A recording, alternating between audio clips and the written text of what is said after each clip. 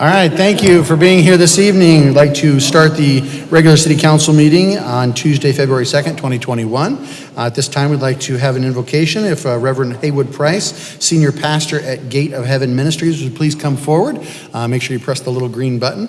And then also the Pledge of Allegiance will be offered by Councilmember Henry Wade. Okay, don't see our invocation here. All right, go give it for us. Please rise.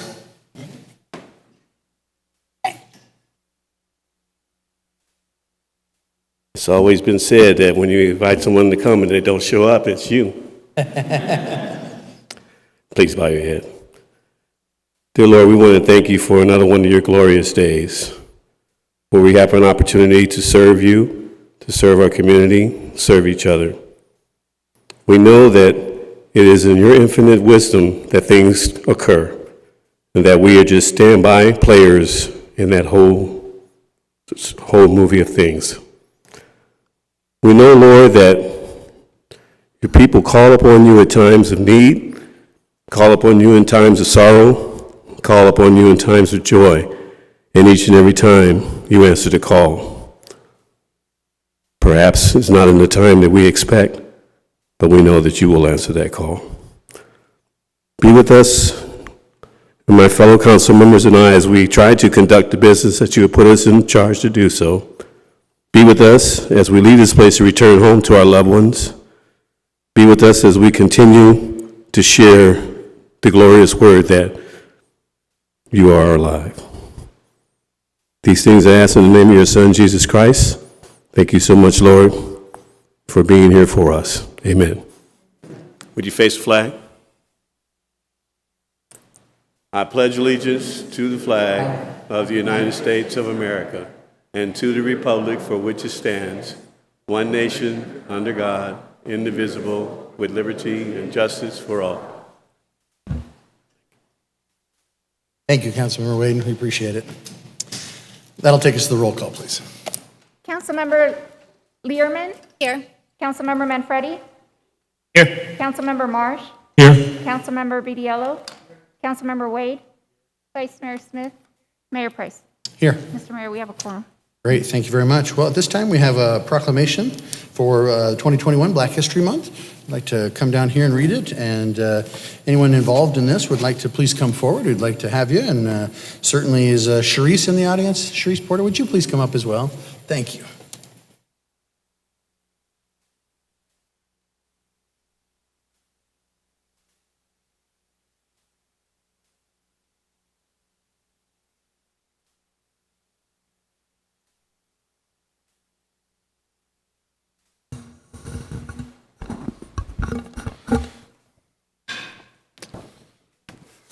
Come on up.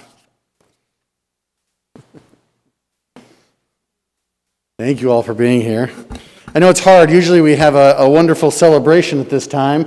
Councilmember Wade and I were just lamenting the fact that we don't have the peach cobbler and all the other good fun things that we usually like to celebrate at Black History Month. But there's other ways to do it. And so we certainly appreciate all of you that have been able to come tonight. And so with that, wanted to read this proclamation here. It says, whereas diversity of societal identity, including racial and cultural identity, contributes positively to the development of a society and is a matter of pride and celebration. Whereas Americans of African descent have made valuable and lasting contributions to our country and our state, achieving exceptional success in all aspects of society, including business, education, politics, science, and the arts. And whereas in 1976, Black History Month was adopted to honor and affirm the importance of the history of African Americans and to focus on the stories and the teachings of those who helped build our nation, advance the cause of civil rights, and strengthen families and communities. Whereas the city of Maricopa continues to work towards becoming an inclusive community in which all citizens, past, present, and future, are respected and recognized for their contributions and potential contributions to our community, the state, and the country, and of course the world. Now therefore, I, Christian Price, Mayor of the City of Maricopa, do hereby proclaim the month of February 2021 as Black History Month in the City of Maricopa, and we urge all citizens to join with us in celebrating the significance of Black culture in its past, present, and going forward into the future. Thank you.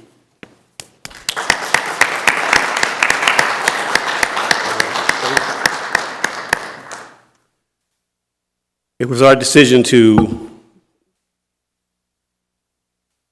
give this proclamation to Sharice Porter in memory of her husband, who passed here recently. If you recall, last year, he sang the Star Spangled Banner for us, and he has been instrumental in trying to continue Black History Month activities throughout the city as well. Unfortunately, we lost him, and we want to provide Sharice with this proclamation. Sharice.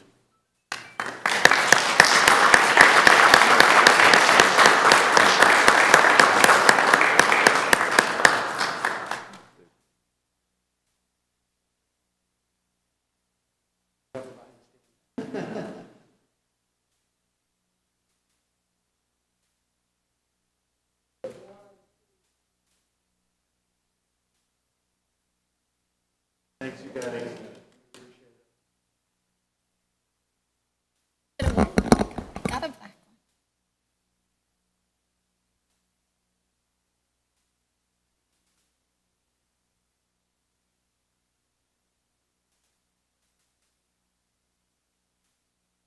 All right, that'll take us to the report from the mayor. At this time, I'll turn the time over to city council members. Council, we'll Vice Mayor first, and then we'll go to Councilman Marsh afterwards. Thank you, Mayor. Just two short things. I attended the Pinell Partnership meeting that was held this past week, and we were introduced to the three new supervisors, which of course our District 4, Jeff McClure, Supervisor for District 4, was there, and they all presented their ideas and their challenges of their districts, and as well as the other two supervisors did. And so we got an idea of where and what this new board of supervisors is thinking, and what their challenges are. So that was very interesting. And then this morning I attended the MAG Economic Development Committee, and we talked a lot about how COVID is impacting the various cities, but we also talked about some of the things that cities have done to overcome COVID for their small businesses. So that was very interesting in terms of a website of resources that the city of Mesa put together. They did a lot of work, and they're reaching out to other cities to see if they want to become a part of it. So maybe something that we want to look at. But it was very interesting to understand how cities are coping with COVID. And again, the good news is basically that a lot of cities are doing well in regards to recovery or the businesses around them. Now, always there's some businesses that are impacted worse than others, but it felt like a positive environment for most cities, so that was very interesting. Thank you, Mayor. Thank you, Vice Mayor. Councilman Marsh. Yeah, I've had a busy couple of weeks. I started off on the 20th with a MEDA meeting, the Maricopa Economic Development Alliance. They presented their plans for the year to City Council. On the 21st, had an early morning session, a ribbon cutting at the Hope Women's Center, a new resource in Maricopa for women and girls. And then went on to a GPEC meeting, Greater Phoenix Economic Council. They presented a session on innovative tactics for strategic growth in Arizona. On the 22nd, I met with the Maricopa Senior Coalition, and they planned their articles in Maricopa and the Maricopa Monitor for the coming year, and also got their inputs in on the plans for the new senior center here in Maricopa. On the 26th, I had a GPEC meeting with the topic healthcare and the economy, and that featured Dr. Kara Christ, who's the lead physician on the COVID crisis here in Arizona. On the 29th, with Vice Mayor Smith, I was at the Pinell Partners Breakfast, the intro to the new supervisors and got to hear their vision going forward. Yesterday, I got my second COVID shot, so I'm impervious now. And then this morning, the Arizona League of Cities and Towns presented the new funding mechanism available for small cities and towns having to do with water resources. And it's partnering with the federal government on a 75-25% basis to do $3 million projects typically. Something that we might be able to take advantage of in our rerouting of the Santa Cruz River through town. And that's about it. I look forward to the next 2 weeks. Thank you, Councilmember Marsh. Councilmember Manfredi, did you have something?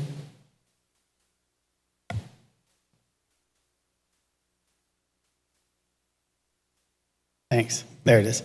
Bob, thanks. Breakdown is great. I got to start writing stuff down and putting dates on. I don't have any of that stuff on my stuff to go over. My important thing to talk to everyone in this room about is tomorrow at 2:00, the Transportation Committee will meet, and they'll have a discussion about the 347 and an overpass funding that Representative Roberts is trying to push for us.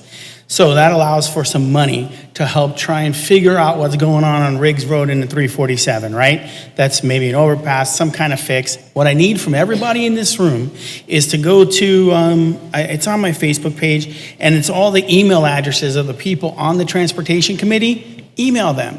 Tell them your horror stories of the 347. Explain to them why it needs to get fixed. It's important for this to pass the first hurdle. And the first hurdle is tomorrow, 2:00. There's a guy, is Dale here? No. Dale is our intergov. His job is to make sure that we get stuff done up in Phoenix for the city of Maricopa. So I don't know if I can get some of his cards, but I'll try and get some of his cards, and then we can give them to you. He'll figure out a way or show you how you're allowed to speak to the Transportation Committee without going there. So you don't have to drive up there and wait in line and sit there to speak at 2:00. You're able to go online and give them a thumbs up or a thumbs down of how you want them to vote and explain why on their website. So they're going to look at that. I don't think anybody's going to have thumbs down there. So the more thumbs ups we get, the better. That's it. So anyway, it's HB 268. It directs $35 million for a project.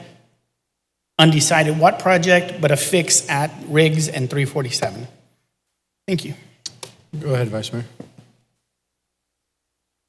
I just wanted to add on to that an important thing. I know you posted it on your Facebook, I posted it on my Facebook, and the comments that I keep hearing coming back is, that's not going to solve the problem.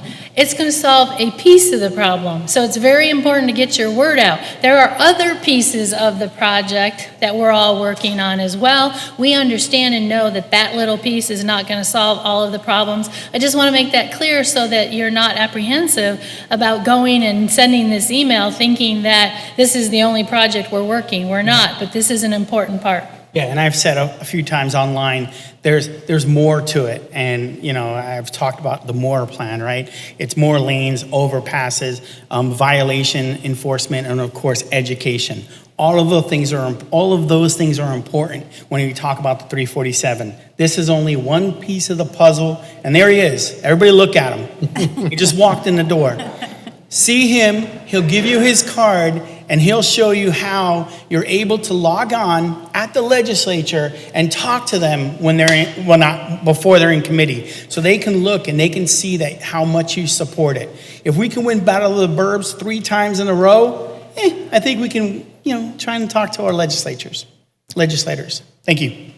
Thank you. We'll go to Councilmember Wade, then Councilmember Vitiello, and Councilmember Learman. Thank you, Mr. Mayor. I just wanted to bring to your attention this afternoon, I had an opportunity to have a conversation with our newly elected Senator Mark Kelly. And the issues of funding for states was brought up in that conversation, and that there's not enough funding that comes from the federal government to the states, and if he could do anything to improve upon that, that would be very, very nice. Quite frankly, at the beginning of Black History Month, his outreach was to the African American community. He had indicated during his campaign that if he won, he would in fact spend time with that community trying to do service for the community as a whole, but also would do what he needed for the African American community. Those of you who know Reverend Dr. Warren Stewart of First Institutional Baptist Church in downtown Phoenix, he was a part of that discussion. His comment was, after 43 years of working in the community and doing the things that I've needed to do in the community, I have never had a senator reach out to the community like he has today.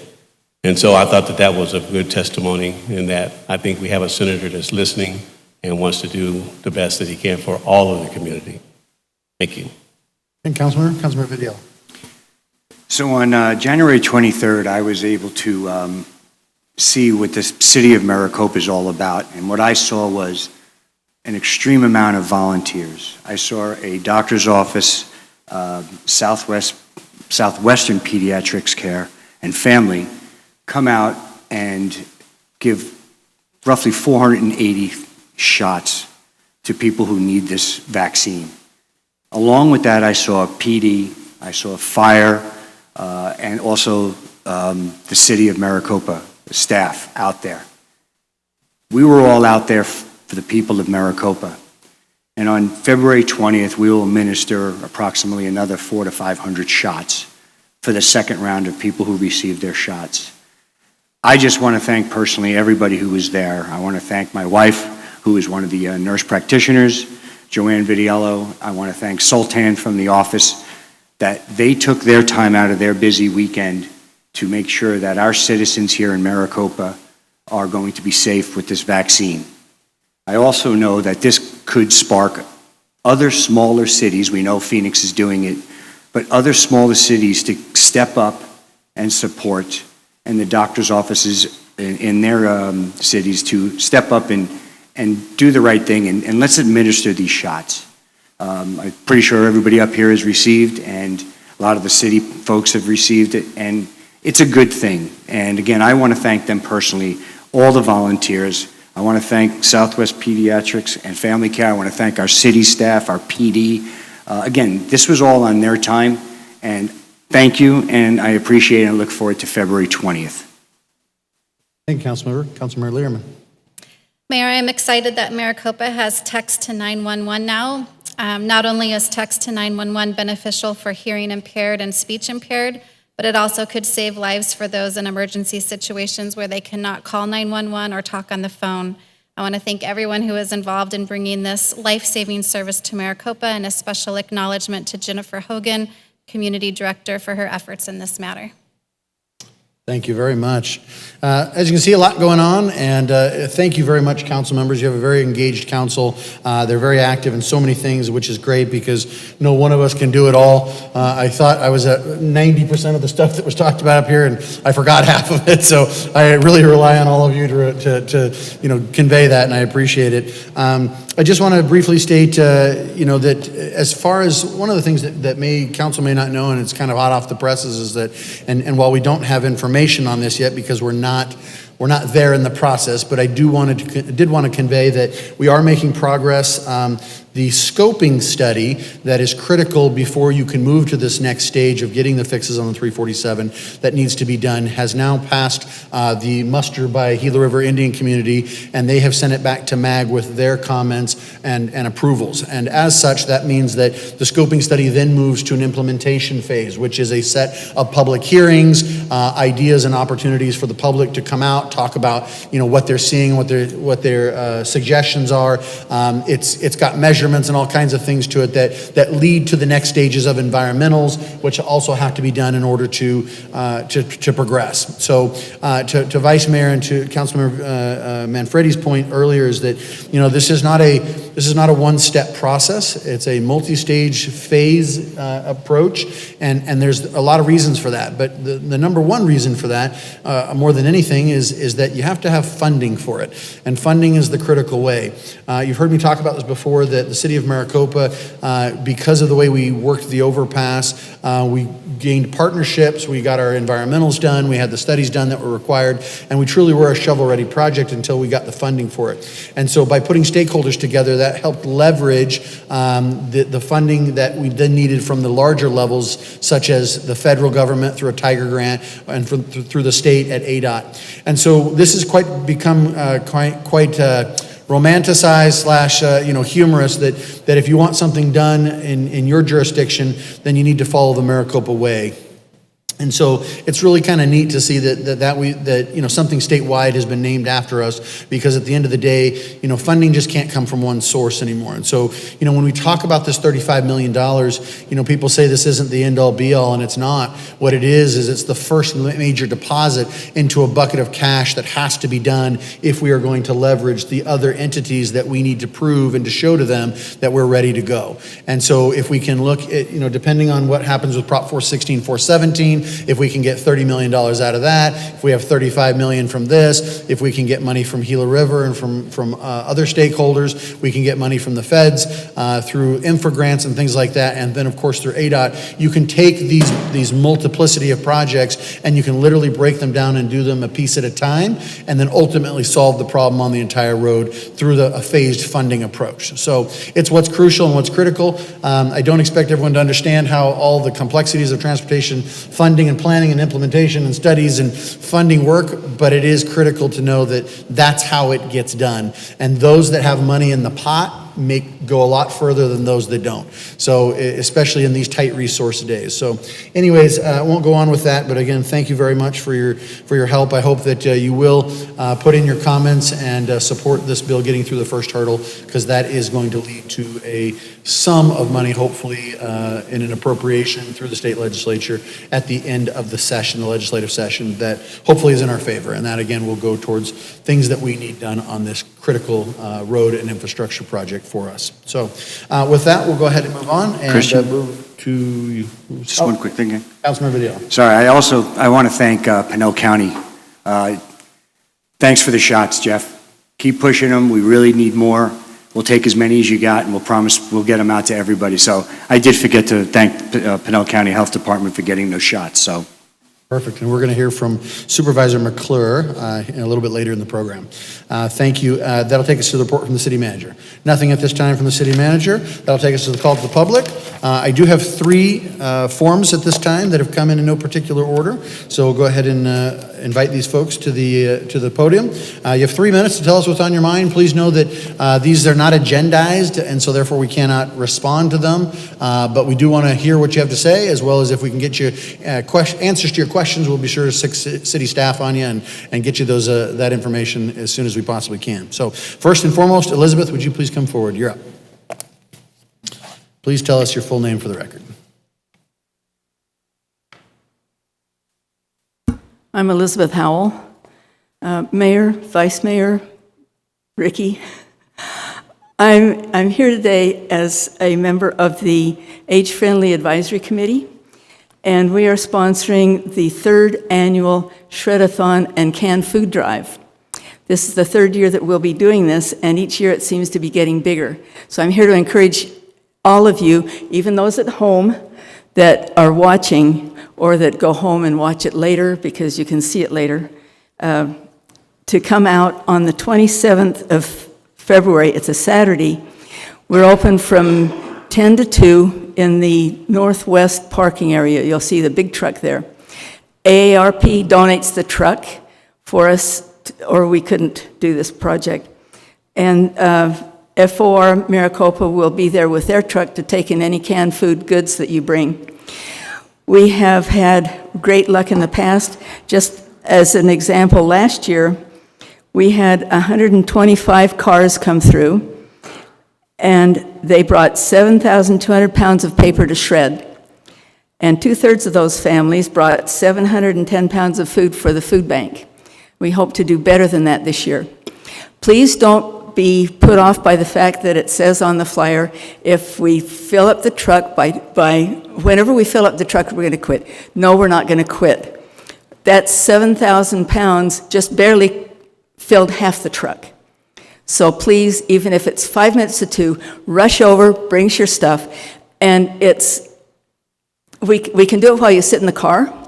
Just open the trunk, and Rich was there last year and the year before, and Bob was there last year with his wife, and they know that they just dump your boxes, and it goes right to the truck. They pull it up, and they shred it right there, so it's all done. You don't have to do anything. You don't have to come back for boxes or anything. So thank you very much, and I hope to see you all there. Thank you, Oh, and there's Elizabeth. flyers out here, too, on the counter. Perfect, thank you. Next, we have Brian Ott.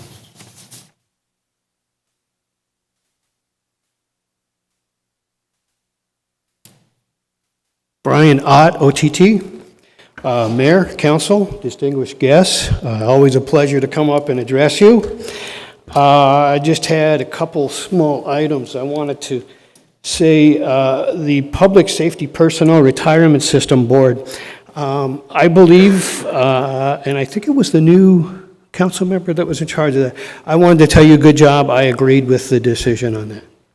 And what I actually wanted to come up and talk about for a couple of minutes was I would call it, I know you've probably had it done in the past, it's called a vision for the city of Maricopa. It's a detailed report. I know they're expensive, but I believe it's time that the city of Maricopa is able to have a comprehensive study like that.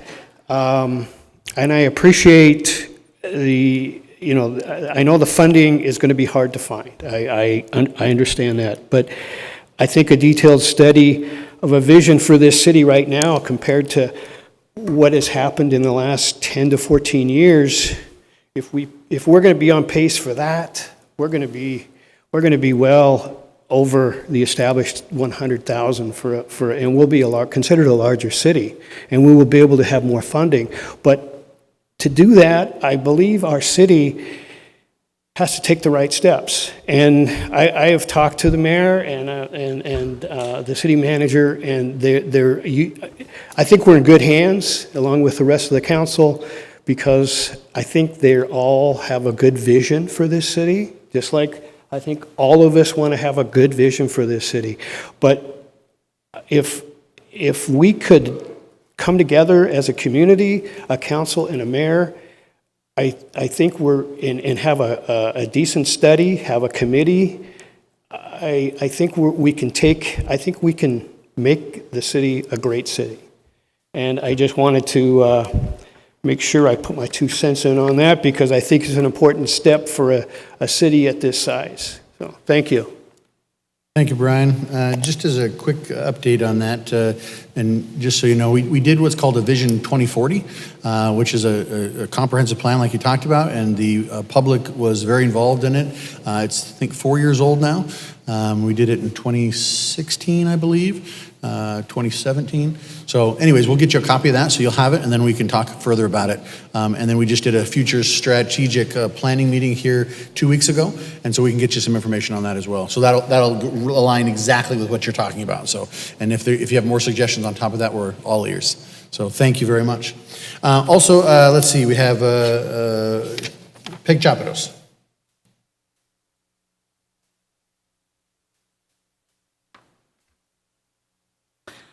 Thank you, Mayor, Vice Mayor, council members, Supervisor McClure, welcome. Pleasure to be here tonight before you. Heard a lot of great things that are happening, and I know with COVID, talked to a lot of the folks before the meeting that we're all pretty sick of quarantining and fatigue and masks and not being able to do stuff, but I want to share with you tonight some recognition of some unsung heroes. Councilmember Vitiello kind of started the ball rolling, but I want to name some people too that the general population might not be aware of. First and foremost, I want to thank the city, Community Services Department, Maricopa Police, Maricopa Fire and Medical. Those guys stepped up. They step up every day. We've got a lot of firefighters and a lot of police officers have been exposed. Some have gotten COVID, most have recovered. But without them, everything comes to a screeching halt. The other thing I want to do is recognize the 3 folks that sit out at the front desk every day, Margot, Andy, and Kathy. They were here through COVID before COVID, after COVID, and thanks to the determination and the dedication of that staff, we've got people now that every minute of every day that you can have an appointment to get a passport, people are driving from across the state to come to Maricopa because we're making it happen. I also do want to recognize Southwestern Pediatrics and Family Care. I want to thank Daisy, Josephina, Ashley, Ann, Lisa, Erica, Sultan, and Joanne. And I also want to recognize another volunteer that was there, Dr. Kramarchek, Dr. K, as we all affectionately refer to her. All the volunteers, the CERT folks, everybody that was there that day that helped get those vaccinations out. To end this, I want to say that I appreciate what COVID has how it has impacted us, but especially I'm so grateful that Supervisor McClure is here tonight because I think Pinal County can do better. When we call, you get a loop message. We don't have any vaccines, we don't have any appointments for vaccines. I know it's not in our control, I know it's a stressful thing, but there are people out there that are sick and dying or just isolated. I bet you if you ask anybody that's given those shots, part of what they experienced was people just want to talk. They want to catch up.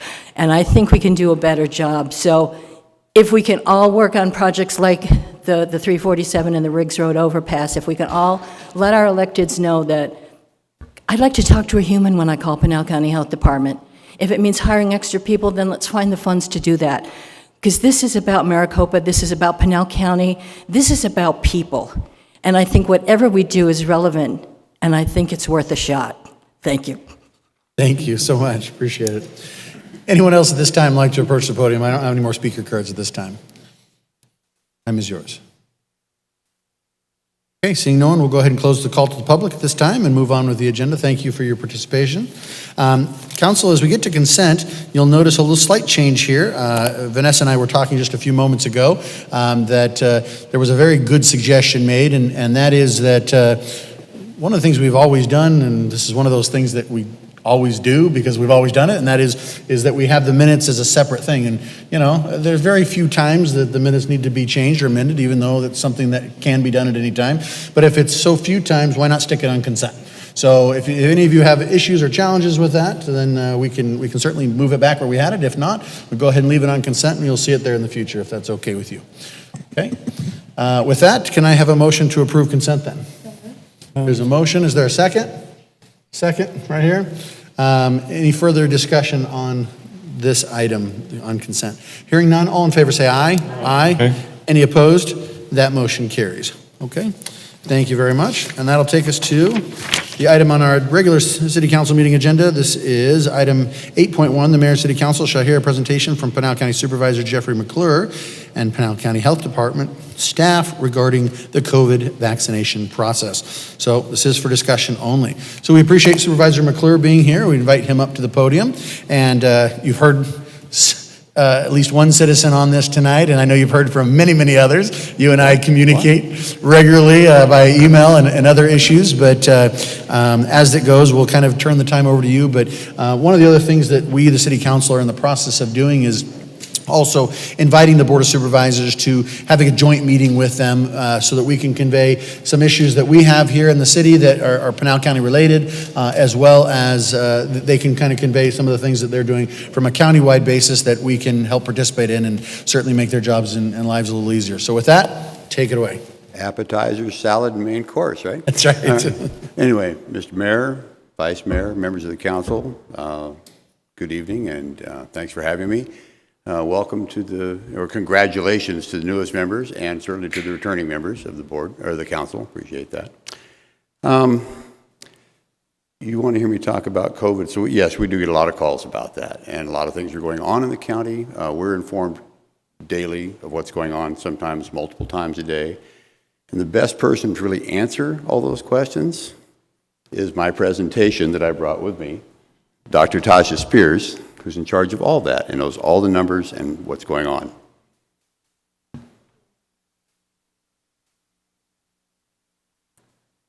Thank you. Tasha Spears, Pinal County Public Health. Good evening, Mr. Mayor, Vice Mayor, council members, supervisor. Thank you for the opportunity to come here and share Doctor, with you. would you pull that microphone a little closer to you? Sure. Better? Perfect. Okay. Thank you. So thank you for the opportunity to come and share some information with you, answer any questions, and take back suggestions, thoughts you might have for improvement. And certainly we hear people's concerns, frustrations, and as well the positive elements, particularly congratulations on your event. It was so well received, and we too fully appreciate Sultan and Southwestern Pediatrics and Family Care, as well as all the volunteers who came out that weekend. Just a recap, really, we have several kind of major themes happening right now with COVID. Unfortunately, I can't talk probably because it'll take too much time, and your time is valuable, about all of the other things happening in public health with our 11 clinics, environmental, school health, WIC, the kinds of things that still go on even with COVID. But kudos to our team for that as well. So we currently have over 42,000 confirmed cases of COVID in Pinal County. And certainly we saw an uptick in cases in July, and then started to see that acceleration November 14th, and really peaked up in January, stabilized a little bit in this week and the last week. So those are confirmed cases. I do want to tell you in Pinal County, we are rather unique in our county with regard to our data. We're very confident in our data. We actually classify individually every single lab result that comes through. We think it's the most important data that we'll ever have in this generation and probably historically to come because of the pandemic. So you'll see sometimes in our presentations we have reported cases to the state and we have confirmed cases. And that's because in our public health department, we go through every single case. Likewise, we go through every single death that is reported to be COVID-related in Pinal County. And to date, we do have 627. And so our condolences to all the families, healthcare workers, and communities who have suffered those losses. You will sometimes see the addition of deaths, like you'll see today on the ADHS website, there were an additional 15. However, sometimes those are from other counties and they're backlogged into the weeks prior. So we do have a total of 627.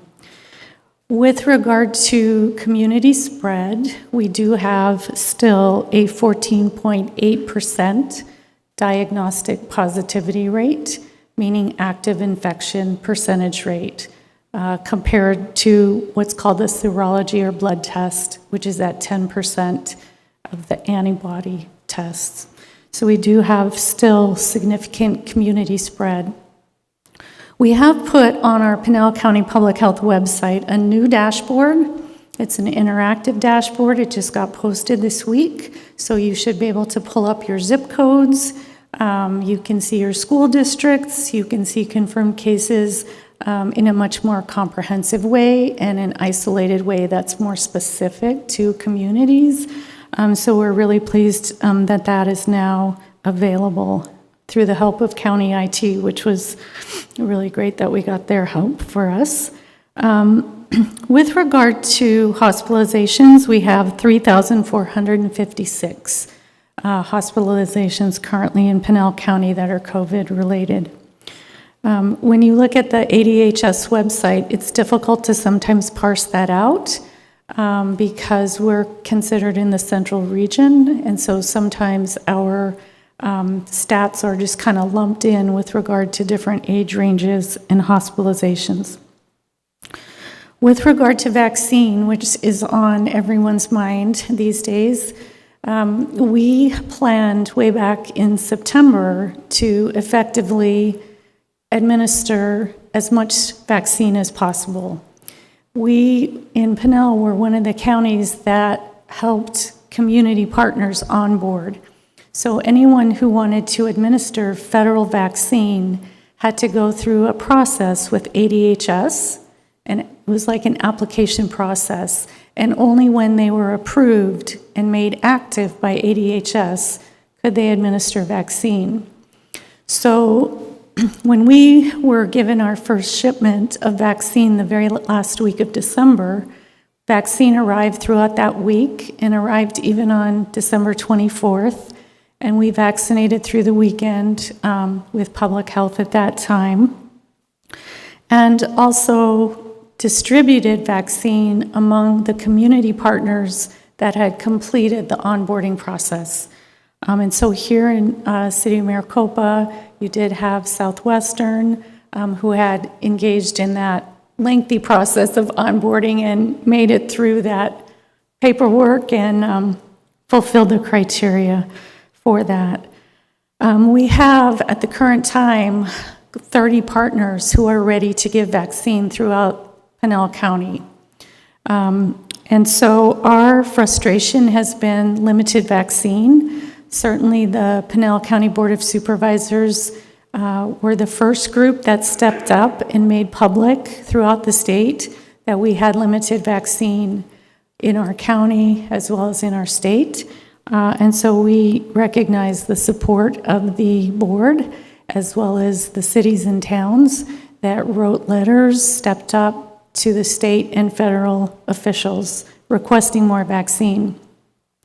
If you can imagine, so at the current time, we've administered 29,361 doses in Pinal County. That doesn't come anywhere close to meeting the actual 1B category that we're still in without adding the additional 1B group that was recommended by the CDC. Our vaccine allocations range anywhere from our first allocation of 10,000 in 1 week to only 2,000 the next week, 1,800 1 week, and similarly throughout the weeks. This week's allocation was only 4,600 doses, and of that, 2,000 are dose number 2. So that means there's only 2,600 new doses for the entire county to split among all of the providers who want to administer vaccine. So our struggles have been that vaccine manufacturing, from what we understand, is limited. Shipments are limited. We have sort of made the call loud and clear that we need more vaccine. And so we do appreciate the cities and towns and our elected and leadership stepping forward in that regard. It is frustrating when we open up for half an hour saying we got more vaccine, and within a half hour, every place is fully booked. And I do recognize it would be helpful to have a human contact. We're all suffering throughout, really, our county. We have all kinds of emotional needs that are necessary, and you're absolutely right. People really need to just talk to somebody, and we take those calls as we can. I can tell you that we recognize that concern, and we did actually request of leadership to hire more people to answer our central appointment desk, and they absolutely said yes. And so actually on February 4th, we are hiring more people to be able to answer our phones, because we do recognize that is a really important need. The last point that I wanted to raise was the point most recently in the media with regard to the variant, the COVID variant, which was identified in Maricopa and Pinal counties. And so ADHS did release a news release, a media release, in reference to this mutation, which was known in the news as the UK or B117. And what I can tell you is when genetic sequencing, genome sequencing of the virus happens, it's de-identified, and so when people go for testing, we're not able to tell who has a different variant, but when specialists find those variants, they are able to identify in which counties those mutations are. So viruses do tend to mutate. It's their job. It's what they do. Some fizzle out and die in the mutation. Others change. From what we understand, the vaccine is still effective against the B117. More studies are underway. So we did hear from the state today that more genome testing is going to happen, just so that we do have better surveillance here in the state of Arizona. I'm not sure, I do know that your time's valuable. I'm not sure if you have questions or... Yeah, so let's move to some questions here. Let me start off by asking you two questions. And again, may or may not know the answer, but I think people want to know what we know. Yes. The first is clearly doses is something that everybody's after right now, and it's a supply and demand issue, and thank goodness this isn't being sold on the open market right now, or things that'd be quite the black market for it. But at the end of the day, I know that Arizona Senator Kirsten Sinema also requested of the Biden administration as well as the CDC for an additional 300,000 doses for Arizona. Can you talk a little bit about Pinal County Health and how that works with AZDHS and what we are requesting, and how do we get a breakdown of that, and can we request more, and what that supply looks like? Clearly the pharmaceutical company can only make so many per day, and then there's shipping and everything else. So that's kind of the first question. And the second question is that once that need hump starts to be crested, and production is ramping up, whether it's through these two makers, Pfizer and Moderna, or multiples that are out there, and let's just say that the amounts are there. Does Pinal County have a plan by which the cities or others can help participate in creating I think they're mentioned as pods or distribution points where administration of these can happen more so than we have now, where again I know it's based on limited dosage amounts, but so really again two questions: the dose amount generally, and then the pods and the plan for the future. Sure. So with regard to the first question on how many doses any given county is allocated, we were informed that the numbers of doses were allocated based on the estimated groups that the CDC had determined were in Group 1A, healthcare providers and long-term care facility residents, essential workers in Group 1B. And so that estimate was made at the state and federal level. And clearly, we aren't getting all of the doses that would fulfill that estimate.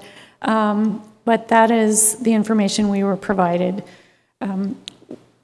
When we get our weekly allocation, essentially what happens is we're notified, okay, this day it's open for ordering, and we open the order, and it basically tells us how many we're only allowed to order. And we usually have to have a 24-hour turnaround, put the order in, and then it is direct shipped to whichever provider it is going to. We don't always know what day the shipment will arrive, so that also complicates any kind of scheduling, especially because we're trying to administer the doses very quickly. So essentially, that is how the allocations were originally determined. We continue to request more.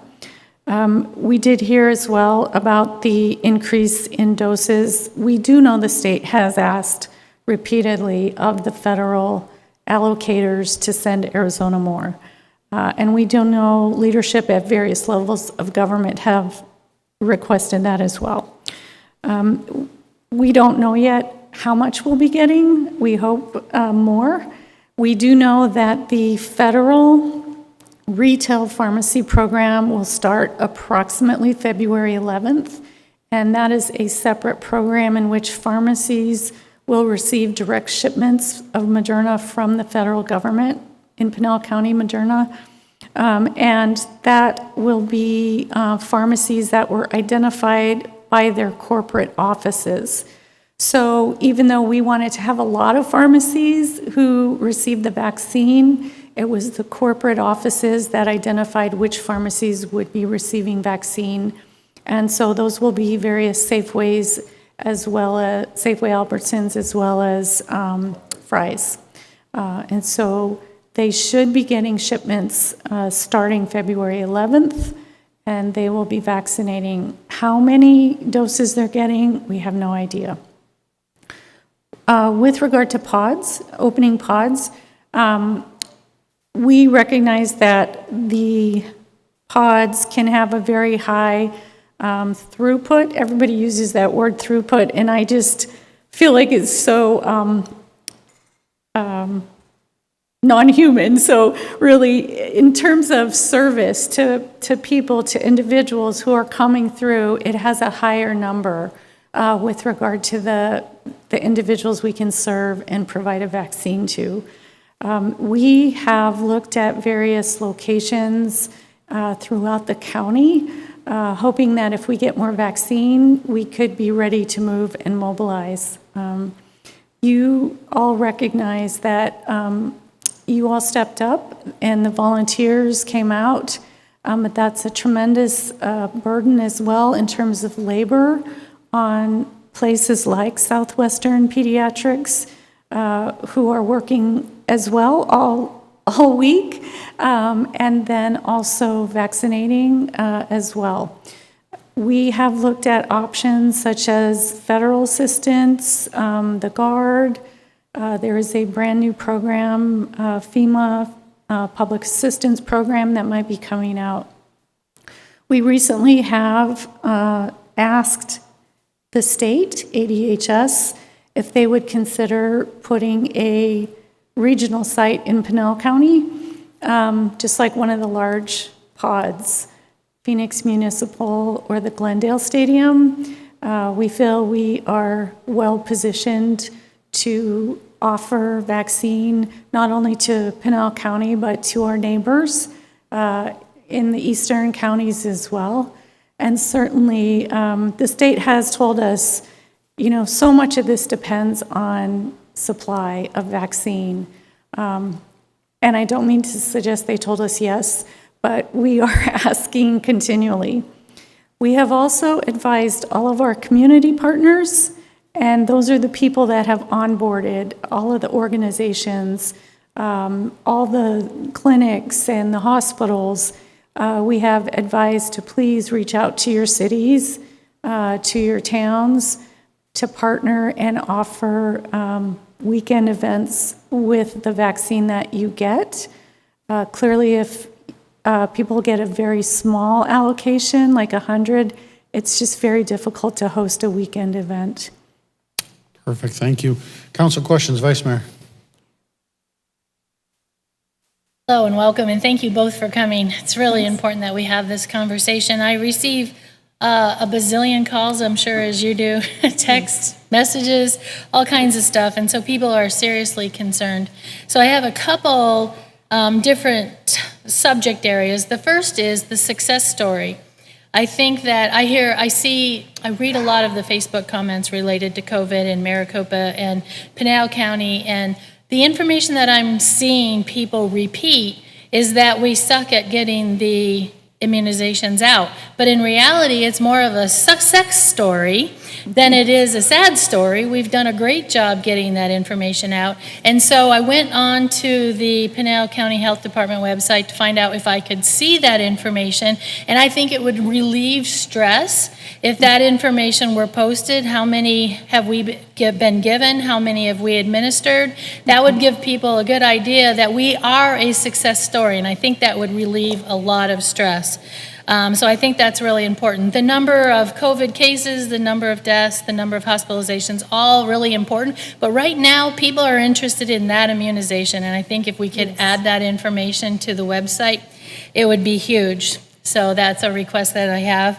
And then if there's any kind of a way to pre-inform people of projected arrivals of new vaccines, because people are checking your website, other websites constantly every day, and if they knew approximately how many we're going to get, when they might come, it might help them kind of focus their attention on where they can, when they should look, and how to go about getting one. So the appointment websites, I've been on the state, Pinal County, and some of the other types of appointment sites. And I have to tell you, I come from Motorola, years of project management, and I happen to work in the project software deployment department, deploying lots of projects. And one of the most frustrating things for me is when I see what should be a simple site become a very difficult site. So as for example, and I believe this is Pinal County unless it's been changed, the state, I noticed yesterday, changed theirs. You should be able to ask for a range of dates and show me where all I can go get this immunization. Right now, you have to go, let's start with today. Nope, none available. Okay, got it all the way back. What do you have tomorrow? Nothing.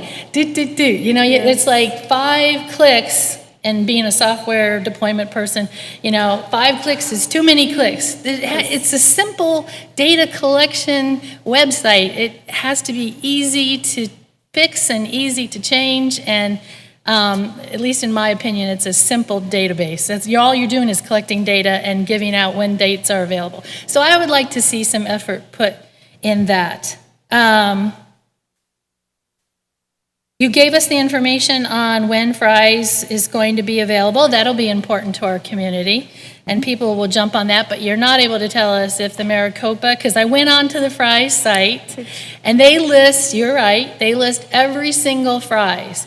And at Fry's that don't have COVID, they have all the other immunizations that you can get, but not COVID. So it'd be nice for COVID purposes if it would let you filter for just COVID. And so, but you're not able to tell us if the Maricopa Fry's will have them? Yeah, so we were waiting to get the final list, and so ADHS advised that they were sending us the final list. It's either tonight or tomorrow morning.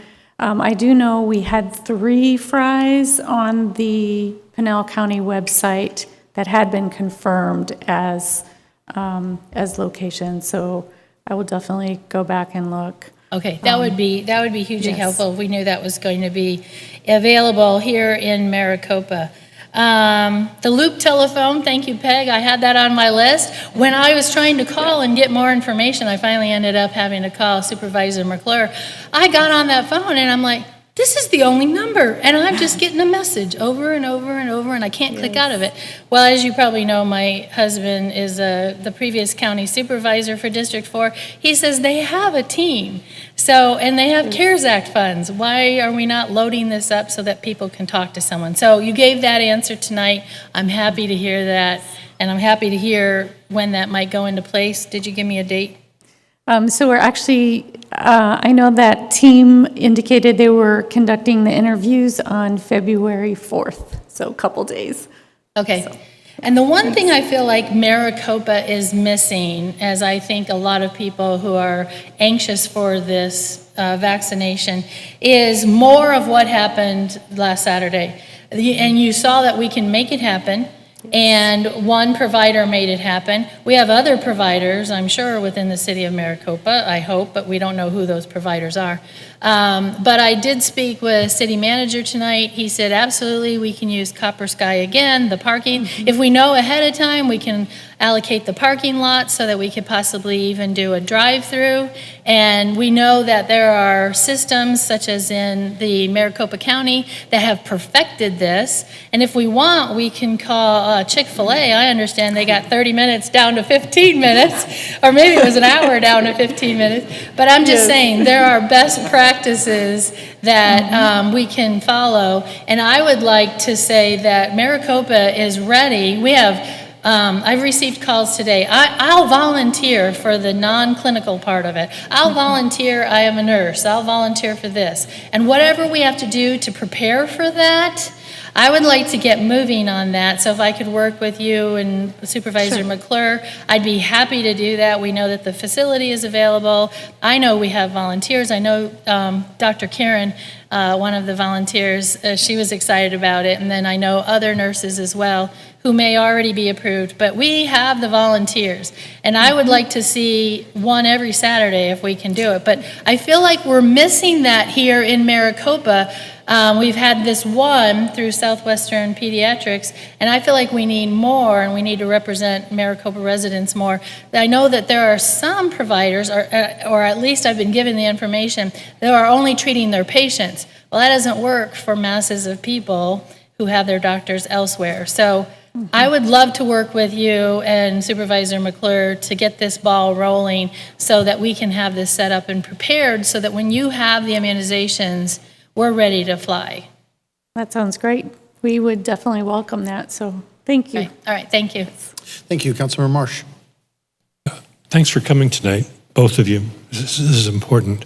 I've been approached by several senior citizens who ask me, how do I get an appointment? How do I get a shot?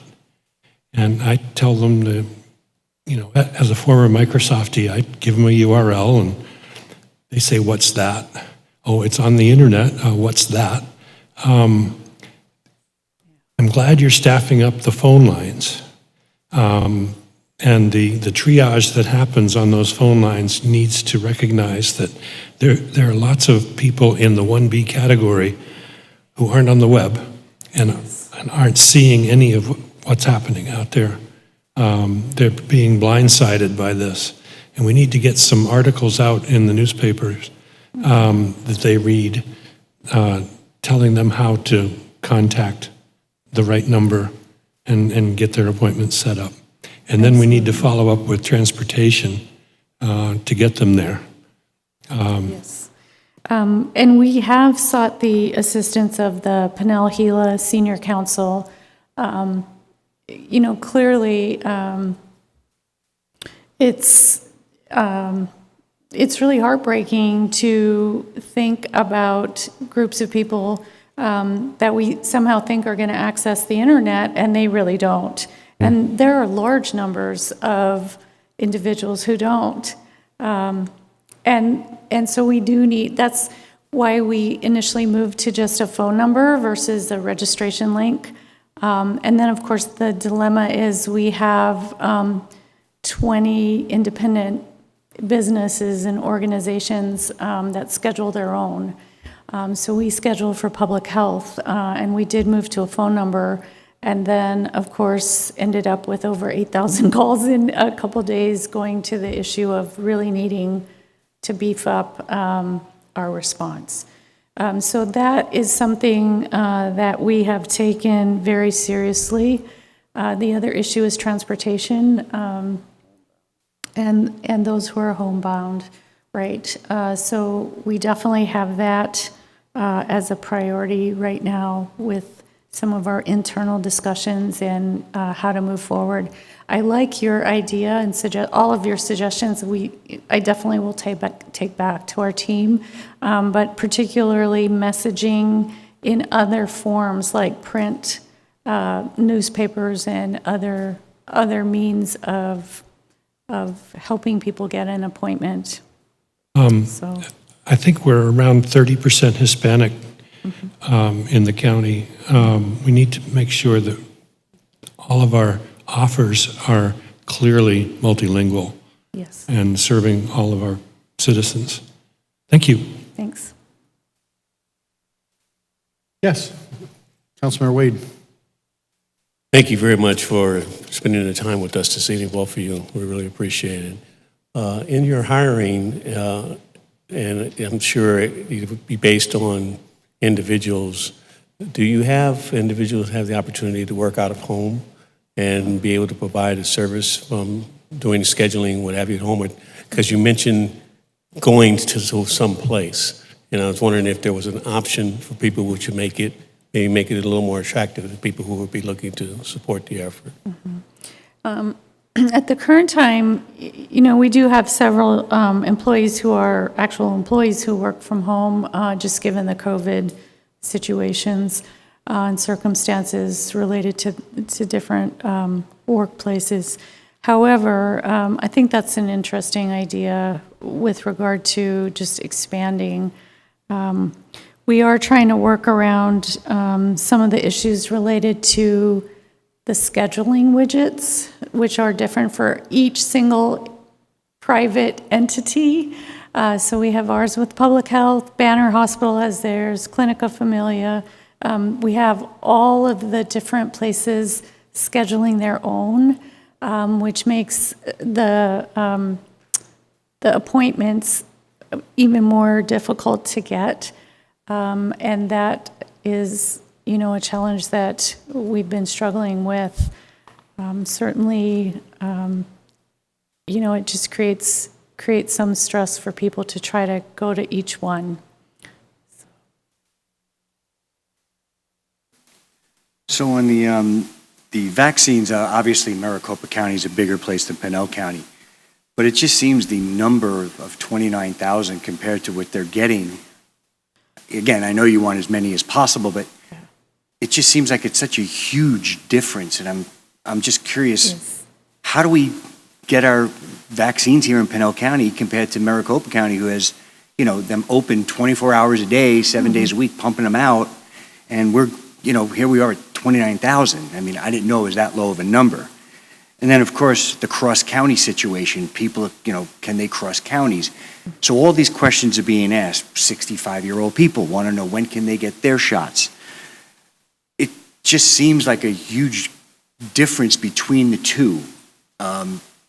Obviously, it's population, or is it also based on cases?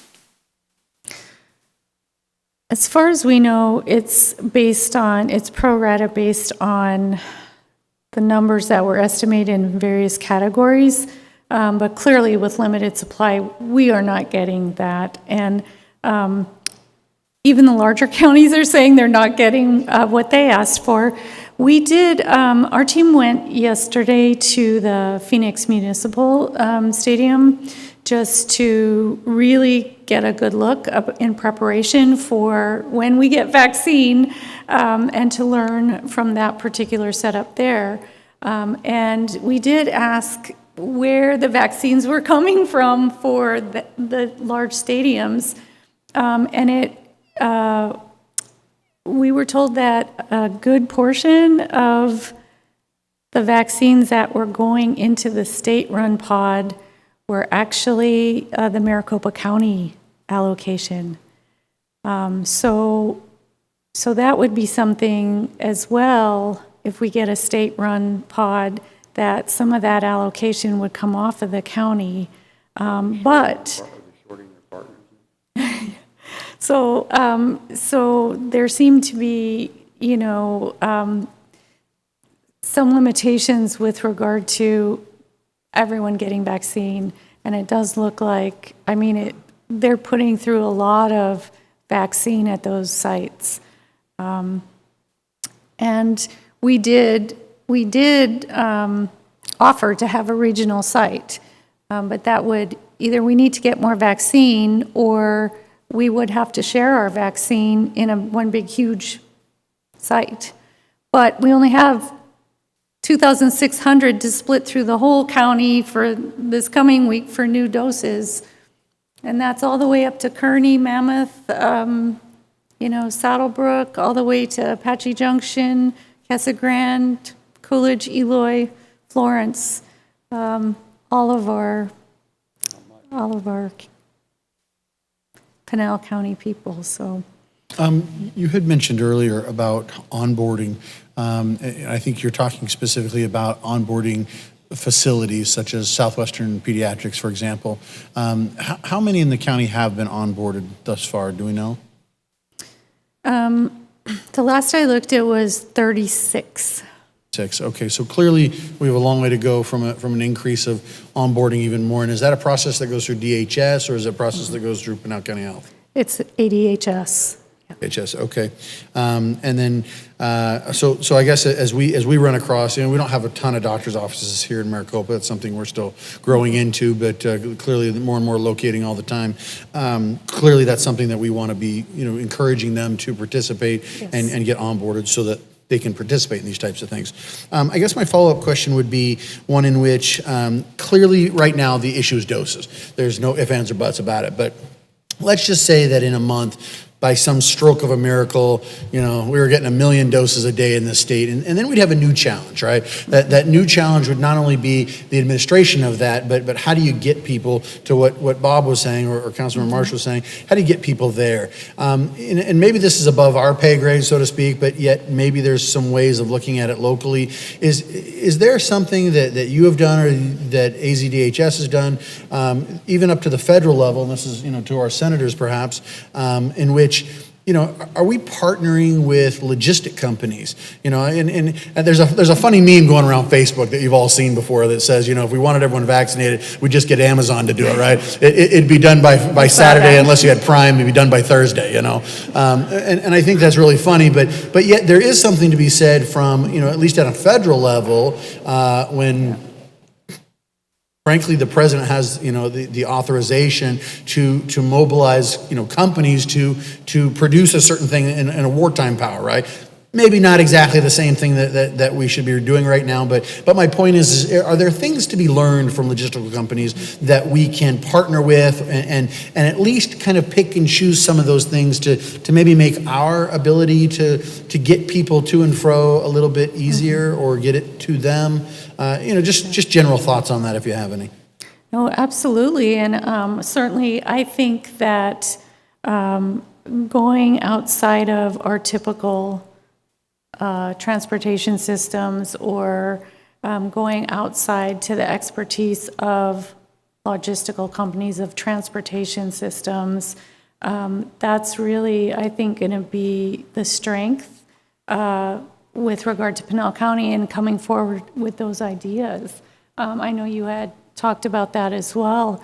So in preparation for when we get a vaccine, those are the kinds of things and partnerships that really we can plan for. So whatever thoughts and ideas you have, absolutely, we're... Vice Mayor, I know you had a few other questions.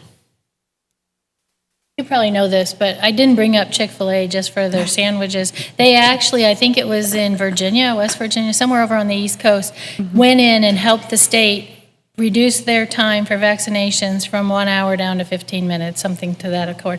And it was all about going to the experts, the people who know how to make this happen. One thought I had was definitely using our announcement boards to let people know what number to call. Simple report, vaccinations available, such and such a date, call la la la for an appointment, if there's any left by the time they call. So just two closing thoughts. The serious one, what can we do to help Pinal County get more shots? Is there something we can do to be active, to get, the request out? Can we put more pressure on someone? Put more pressure on your senators. Senators? Senator and State senators? Are we talking state federal, senators? federal. Federal senators? And the federal are going to be the ones that are going to help you the most because the state is just going to push it to the federal level. So right to Mark Kelly, right to Kristen Sinema. All right. We should all do that. And we've done that as a county, but I would encourage you to do that as a city. That Absolutely. would be great. So what's the ask? What is the ask? What is the ask? Give me more. Yeah, give me more. I mean, really, it's well, production is a part of it, but that's predicated on a bunch of moving parts. I mean, production is, this piece, this piece, this piece. If you can't get this piece, you can't produce. You have to wait till that product's in place. It's not like it's a magic thing where you add water and add a little soup and make it more, right? It's a whole bunch of parts. But yes, to help the backlog of materials, that would be great if someone could push on that end a little bit. But certainly to produce more vaccine as quickly as possible and then to distribute it. And you're asking, I'd have to look at the resolution we wrote in the county last week, I think, to see. But that would be good wording. I can send that along to you if you'd like. That'd be great. And then my last question, serious, but on the other hand, you may not have the answer, but it really, really angered me when I heard on the radio, and I believe it was President Crow from ASU, just proud of the fact that they're inoculating 500 students a day. How are we inoculating 500 teenage to 22-year-olds before we're getting to the 75 and over and the 65 and over and those that really need it? How is that happening? That makes me mad. Got any idea? No, but I have a similar sentiment. So, I do want to just also add, if you're writing and stressing about supply, one of the things that's important is a lot of money went into development of vaccines. Very little money went to helping people distribute vaccines. So also that's just another piece that certainly we want to stress as well. So that people like the group at Southwestern could get some help as needed, so thank you. One point off of that, so, if you can get us, Supervisor McClure, if you can get us that resolution, that'd be great. But, from a person who sits in a position that you deal with asks all day long, it has to be more than give me, because everybody comes to you saying, give me, right? And so I guess that, one of the things that I'd really like to present, I think whenever we go to Washington, D.C., and we talk about things that we need here in the city, we try and do it from a federal perspective of, we understand the world they operate in, and if we can plug our ass into that world, it makes it a viable argument that they can make to their to their colleagues, and ultimately that's how you get stuff passed, right? Is that you got to have multiple people sign on to something. And so, is there? Do you have any information we feel as though Arizona has not received the amount that was originally envisioned by the CDC in its Group 1A and 1B or 1B and 1C, and if that's the case, we think that we immediately need an additional 20,000 doses tomorrow in the next shipment, just to make up for that. I mean, those are types of things that are helpful information as we write to our senators, that they can be in turn asking, because it speaks their language. And then secondly is that, in that, you just mentioned about very little money being done for distribution.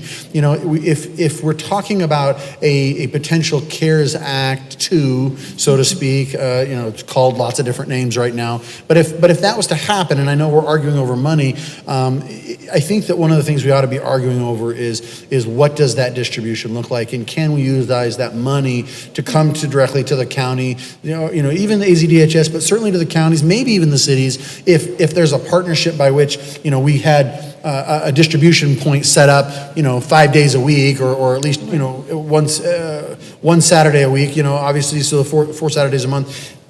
Then the county could say, yeah, that's approved, here's X amount of dollars that the county could throw at it, that it comes straight through, and then therefore it allows us to reimburse the Met bus that we're going around to pick everybody up to bring them here, right, that we utilize within the city, or those types of things. So I think that, if you had ideas as to amounts of money that would, maybe be necessary, required, that's things that we can put into that ask of Kirsten Sinema and Mark Kelly, so that, again, when they're talking to their, to their colleagues, they're talking real dollars and cents numbers that they're going to go, okay, well, that's for one city. You extrapolate that over my entire state times 50 states, what does that amount look like? At least in some measured amount, because something is better than nothing. So, anything that you have in the way of that philosophy or idea, those numbers, that certainly help us as we make that argument, so that it's not just gimme, gimme, gimme, because everybody's saying the same thing, right? We have to have a reason by which we stand above the rest to say, yeah, they deserve it more, right? Pinal County, Arizona, they're number one in the union to get more X vaccines. So, those types of things would be helpful. Yes, Vice Mayor. Dialogue is so awesome because it gets you thinking in terms of what's all available. And correct me if I'm wrong, I'm not sure if any of us up here know for sure, but I believe the governor still has CARES Act funds from the first distribution. And why is that not going to distribution for immunizations. That's somebody we could write a letter to as well, if that's the appropriate thing and location to point to. He still has lots of CARES Act funds. 250 million or more is what Councilmember Manfredi is saying. I mean, come on, let's use it. And COVID, immunizations, that's the important thing to be happening right now. Is that something that you would recommend? Yeah. We've written to that effect, and many of those funds are designated as a certain, it's a bucket of money like you deal with. This bucket of money is for that. That bucket's not being emptied is the problem. There are other funds coming along that will help in the distribution. Different. Well, we haven't either, and we've asked for them. We figure we need something to the tune of, I believe it's $45 more million in the county. We've asked for it. They just, well, that's nice. And we haven't heard from them yet. Cool. Any other questions for our good folks from Pinal County? Thank you very much. This has been incredibly helpful. Thanks for having us.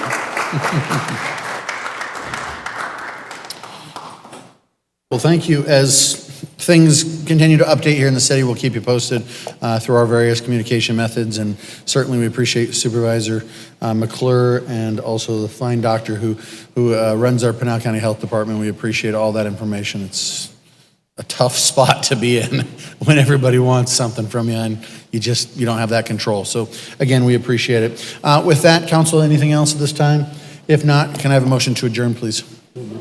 Have a motion and a second. Is there any further discussion? Seeing none, all in favor say aye. Aye. That motion carries, and we'll stand adjourned for 2 weeks. See you back here in 2. Thank you.